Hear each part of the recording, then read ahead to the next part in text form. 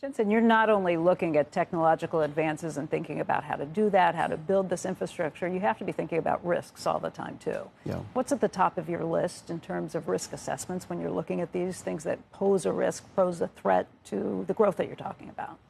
Well, there's a lot of technology risk, and there's a lot of, product design risk. There's a lot of those kind of things. But those kind of things are things we're good at. Yeah. Fundamentally, our company is good at building technology and building products, and so we're good at those things, and we're continue to be careful and thoughtful about doing those things. The things that are hard for us, that are new for us, is geopolitical risk, and it's out of our control. And the best thing that we could do is just inform policymakers and governments about the nature of AI, why it's different than previous technologies, to be accessible to them, to be informative to them, and then help them shape policies that are in the best interest of the world, the best interest of the countries.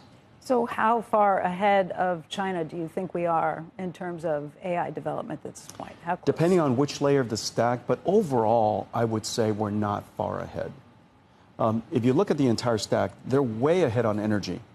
I am so happy that President Trump leaned into pro-growth, pro-energy growth, so that an entire industry above it could grow. If you could just imagine, without President Trump's pro-energy policy, that entire layer above the energy would have been constrained. China's well ahead of us on energy. We are way ahead on chips. They're right there on infrastructure. They're right there on AI models. Our models are better overall. OpenAI's is better, Anthropic's is better, Gemini's better. However, their open source models are well ahead of us. And then on the application layer, we have to be quite mindful because their applications are very fast moving. Their society is very quick in adopting new technology. They're under-regulated they don't regulate heavily at the industrial level. And so the applications in China are advancing incredibly fast. This is an area that I'm quite concerned about. I hope that American companies and American society are going to be fast in adopting AI applications, because ultimately this industrial revolution wins at the AI application layer, at the diffusion layer. There was an analyst just this week who said that he's anticipating China will get NVIDIA's Blackwell chips by as early as next year. Do you think that's the case? If we are way ahead of them in chips, what should our strategy be? To give them better chips, or risk having them build their own chips that are better? But if we hold the advantage here, how do we, as Americans, think about this? That's right. This is where a nuanced strategy is necessary, and we have to take a step back. President Trump had a AI Action Plan Day, and that AI Action Plan Day, he was very clear, and is a very thoughtful and very America win around the world strategy. Ultimately, he wants America to win the AI race. So the question, when you take a step back and ask yourself, what does that mean?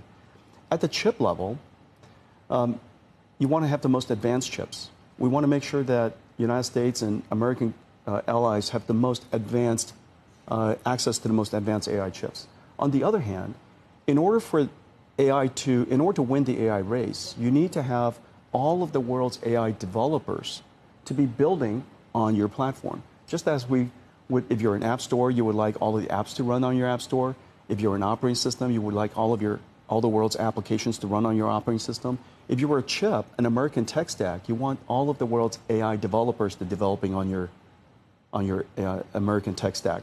That's true whether we're here in the United States or whether it's developers in China.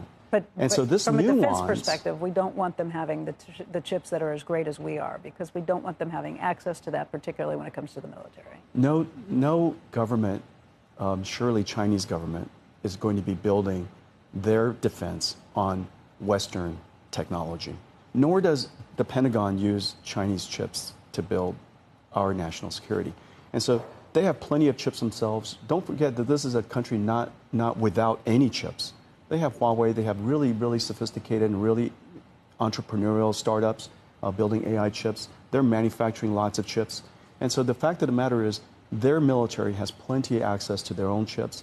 What we need to do is find a nuanced strategy that allows the United States to stay ahead, but for American tech stacks to be used all over the world so that the world builds on the American standard. Are we on the way to being that global standard? I mean, you keep hearing about sovereign AI, and it seems as if there are these interests in creating parallel kind of AI ecosystems. If we don't win around the world, someone else, if we preclude other people from building on the American tech stack, they'll have to use some other stack. I think David Sachs had a really simple KPI. He said, in 5 years' time, if the American tech stack is 80% of the world, then we are doing a good job winning the AI race. If the United States is 20% of the world, then we've lost the AI race. Now, one of the things that's really important is that developers are all over the world. 50% of the world's AI researchers are in China.